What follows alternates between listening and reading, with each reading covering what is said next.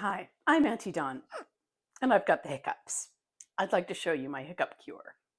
You take a glass of water and you drink it upside down.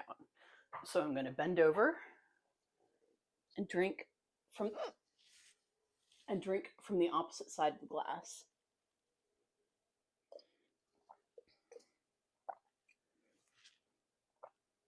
Swallow while I'm still upside down, then come up.